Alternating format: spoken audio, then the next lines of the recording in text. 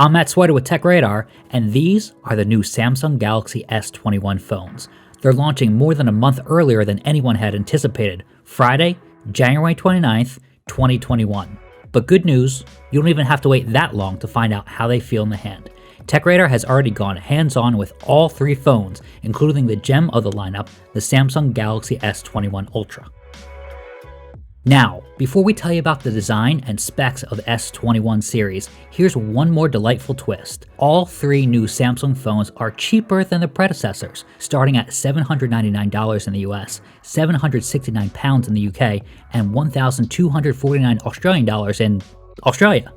That's a significant $200 US less than the S20 at launch. To put it another way, Samsung is matching Apple's iPhone 12 mini starting price, only with the Galaxy S21, you're getting a full-size flagship phone with a larger display, 3 times camera zoom capabilities, and an almost 80% larger battery capacity.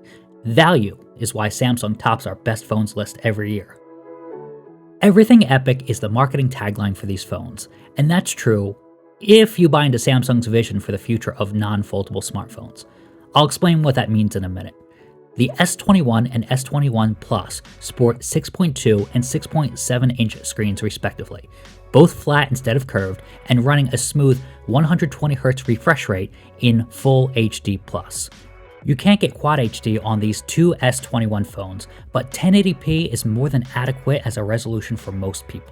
The in-screen fingerprint sensor area is now larger in the S21 lineup, meaning your wayward thumb has a better chance of logging into your phone than it did when using the previous 2 generations of Samsung's handsets.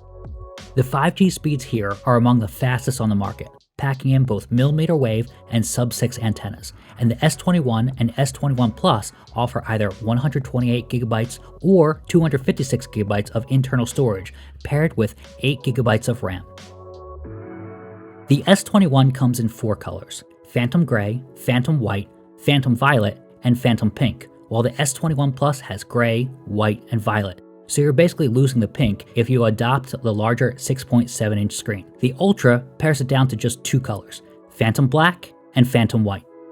All of the colors have a matte finish that looks top-notch next to the S20 series, which had this reflective sheen that almost looked plastic and cheap. What's ironic is the back of the better-looking S21 is actually made of plastic, or reinforced carbonate as Samsung likes to call it. This is one of the ways Samsung slashed the S21 price by $200. Most people won't notice the difference between the plastic back of the S21 and the Gorilla Glass used by the S21 Plus and S21 Ultra. Remember when I said the S21 series feeds into Samsung's Everything Epic tagline, if you believe in Samsung's vision of the future of traditional phones? The company also wants you to let go of some other smartphone staples this year, besides that glass back in the entry-level model. Gone is the micro SD card slot for expandable storage, and the charger from inside the box. If you just got over the lack of the 3.5mm headphone jack, you may have trouble with these changes. Samsung, like Apple before it, is reducing e-waste and selling chargers separately at a reduced price. The camera upgrade, while mostly software-focused, softens the blow of this news. The S21 and S21 Plus have 3 rear cameras with improved night modes and a tweaked portrait mode, no longer called live focus. You get 12-megapixel photos out of the main and ultra-wide cameras, and 64-megapixel photos from the telephoto camera with a 3 times zoom. There aren't many camera specs changes here for Samsung fans, but keep in mind zoom is entirely absent from Samsung's biggest rivals, both the iPhone 12 mini and the iPhone 12. Samsung has enhanced its single-take camera mode that captures photos and videos at the same time. It can now incorporate slow-motion video too. And the all-new Director's View lets you vlog with both the front and rear cameras recording simultaneously. All the cameras, front and back, are capable of capturing 4K video at 60 frames per second, and the main rear camera can do 8K at 24 frames per second, although it's very cropped in. The Galaxy S21 Ultra is where things get very different year over year. It has a 6.8-inch curved screen that's capable of that Quad HD resolution and 120Hz refresh rate at the same time. The Ultra is where the price climbs.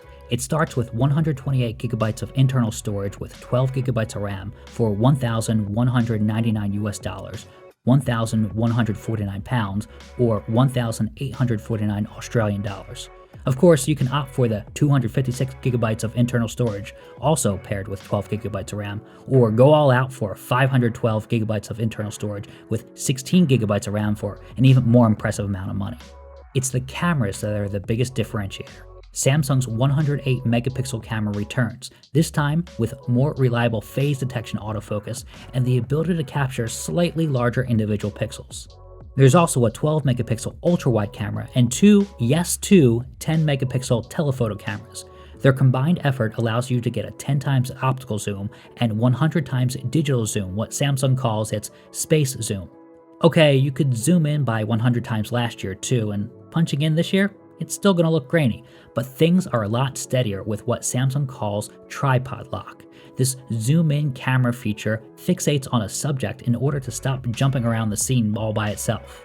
Our final Samsung Galaxy S21 Ultra review will give the 108 megapixel camera and 100 times zoom a thorough evaluation. But right now, we can already tell you that the 30 times zoom seems like this happy medium, and really it's truly impressive compared to all the other smartphones that max out at a 2 times zoom or 3 times zoom at best.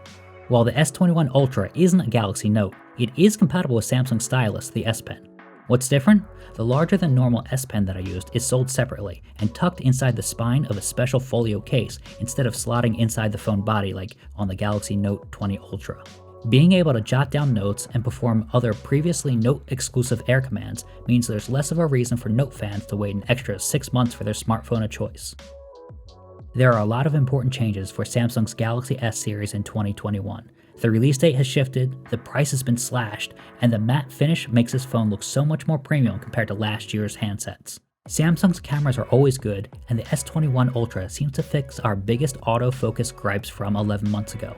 It's almost like the S Pen compatibility is an extra bonus thrown in to make up for our trouble. TechRadar will have more Galaxy S21 coverage as we review all 3 smartphones in the coming days and weeks, so keep it locked to TechRadar.com and reach out to us on Twitter and in the YouTube comments if you have any questions.